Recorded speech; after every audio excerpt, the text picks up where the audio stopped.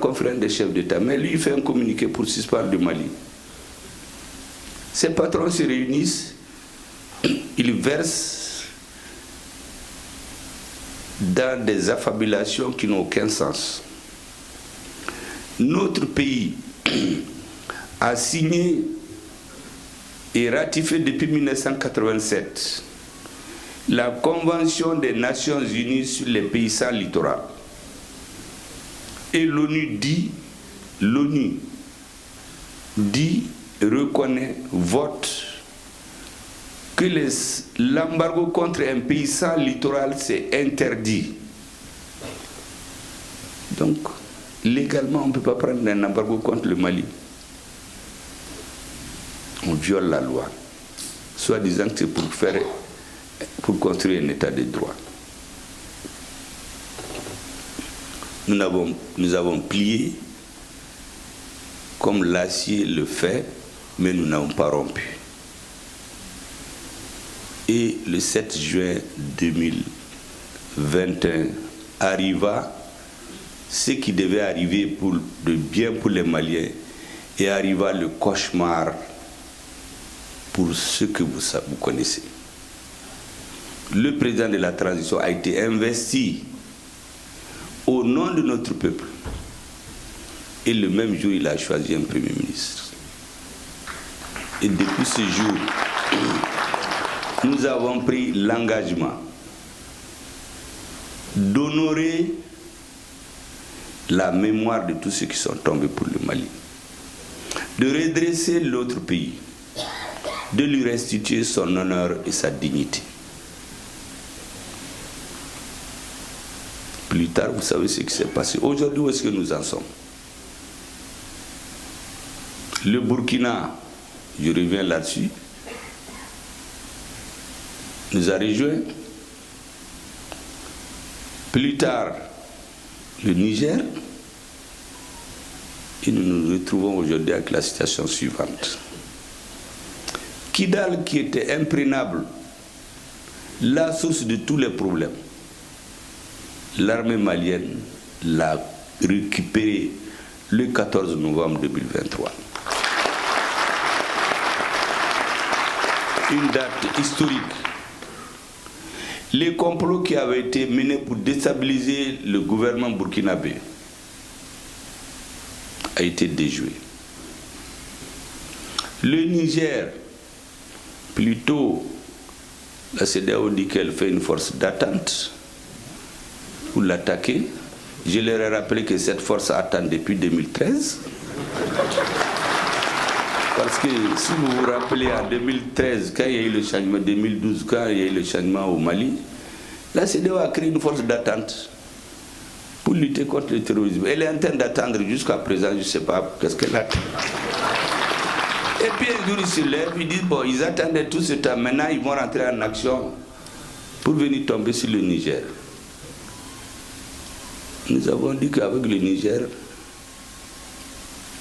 nous ne sommes pas seulement des amis. Parce que les amis, on les choisit.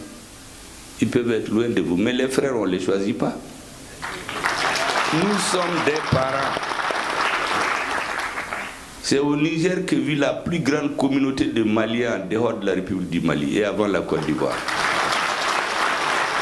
Donc pour tout Malien, le Niger, c'est notre deuxième patrie. Le Burkina Faso, la même chose.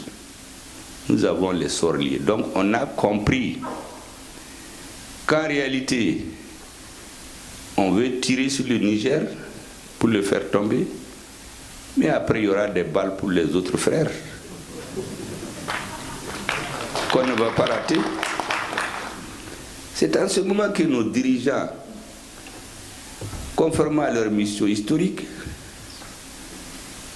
on dit à qui veut l'entendre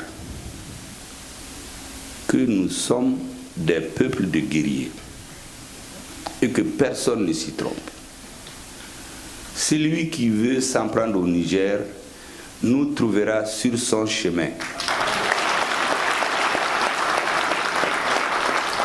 Et le responsable du pays qui prendra sur lui la responsabilité de s'en prendre au Niger ne le regrettera pas.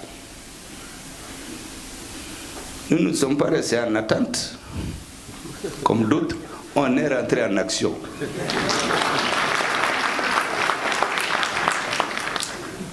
Et c'est ainsi que naquit l'AES. Si vous remarquez, ça a commencé par les questions de sécurité. Aujourd'hui, la collaboration entre nos trois armées atteint un niveau d'intégration extrêmement élevé. Et ça fait peur à certains. Nos armées sont en train d'inverser la situation vis-à-vis du terrorisme.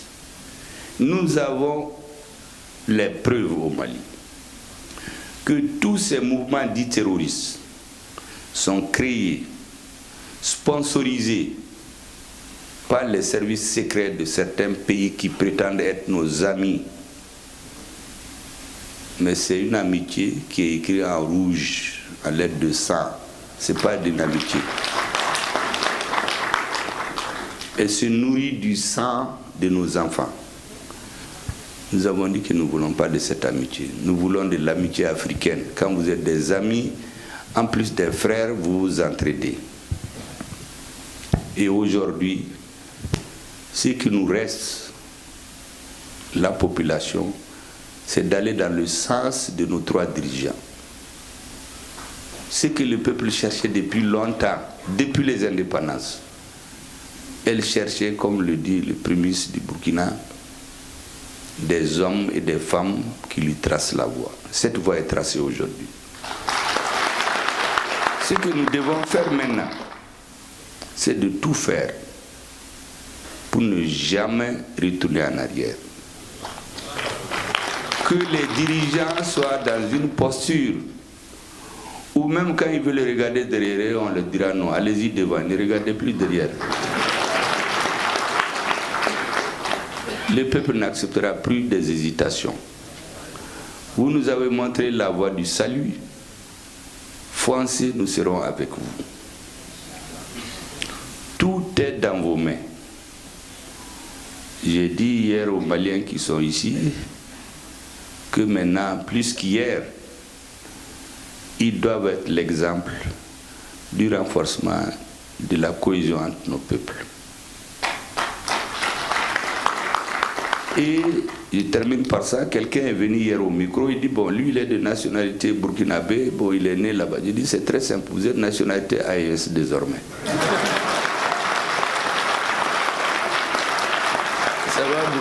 Ça va vous éviter de chercher à savoir si vous êtes nigérien, malien, burkinabé.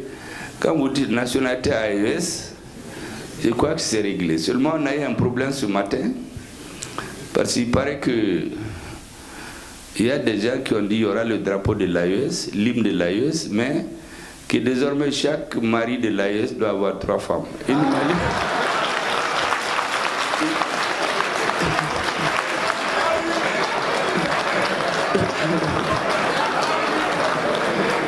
Nigérienne, une Burkinabé, une Malienne. Ça c'est la proposition. Ça c'est la proposition de mon frère et ami de Burkina Faso. Mais immédiatement, il y a eu une vive protestation d'une ministre du Mali qui a voulu demander la parole avec véhémence. Je lui ai dit que la séance est levée. Surtout que j'ai rappelé entre-temps qu'il y a un pays africain où c'est les femmes qui ont déposé une loi à l'Assemblée pour demander que tous les hommes aient au moins 2 à 3 femmes. Tous les hommes qui se limitent à une seule femme, on porte plainte contre le procureur peut les interpeller, peut s'autosaisir pour non-attissance à citoyen en danger. C'est pour vous détendre, monsieur le Premier ministre, j'ai terminé.